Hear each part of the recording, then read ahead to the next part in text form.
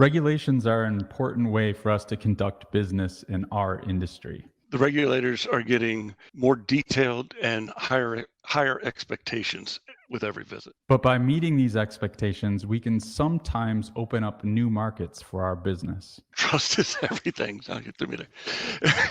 Pass. Sorry. Pass. Go back to Ed. Whoa.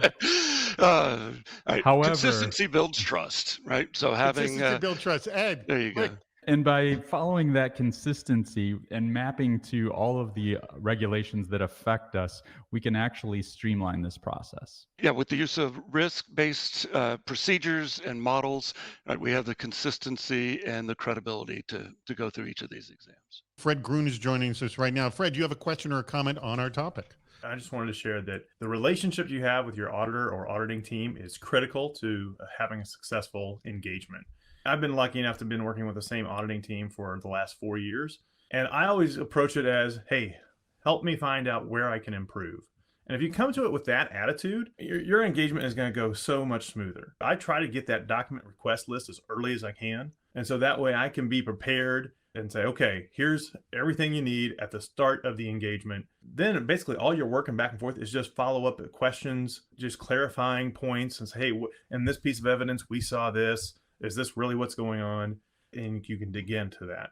The other thing I would encourage you to is really to understand your time sense of your scope of your testing period, because there comes a point where if you can't resolve something in a timely manner, it's too late.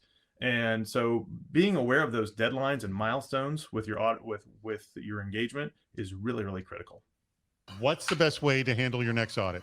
The best way to handle your next audit is, one, ensure that you understand the scope of the audit, understand the project plan, who's affected, and who needs to be involved. You're going to need to collect evidence. Okay, and geez, I have enough time.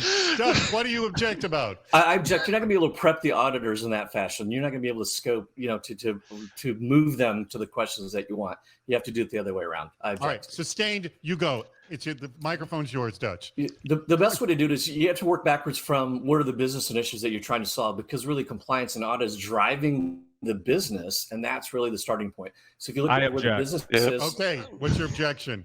Compliance and audit is not driving the business. The business is driving, and you must meet compliance and audit requirements as part of that. Sustained. I bet you Dutch had more to that, but it doesn't matter. It doesn't. Go ahead, Ed, it's yours. So once you've done that, right, and you've whittled that down to a set of potential questions or gaps with the auditors, that's when you start to work with the auditor to understand, here is what I am doing and here's how it does meet that requirement. If there are areas where you understand that you do not meet the requirement. And Bellis wins. How often should an organization cycle out auditors? This comes from Aaron Repole. Should they cycle out auditors at all? Because maybe fresh eyes is a good idea. So there's good and bad, right? I mentioned earlier about having that consistent audit team, and that makes things go smoother, and you can start to run things by them and say, all right, what are we going to need next for the next audit? Because here's what we plan on doing, et cetera. So that's all to your benefit and makes the audits go much smoother. At the same time, fresh eyes can mean that they're going to look at things that, eventually you get a little bit of a tunnel vision as an auditor, I would imagine, if you're looking at the same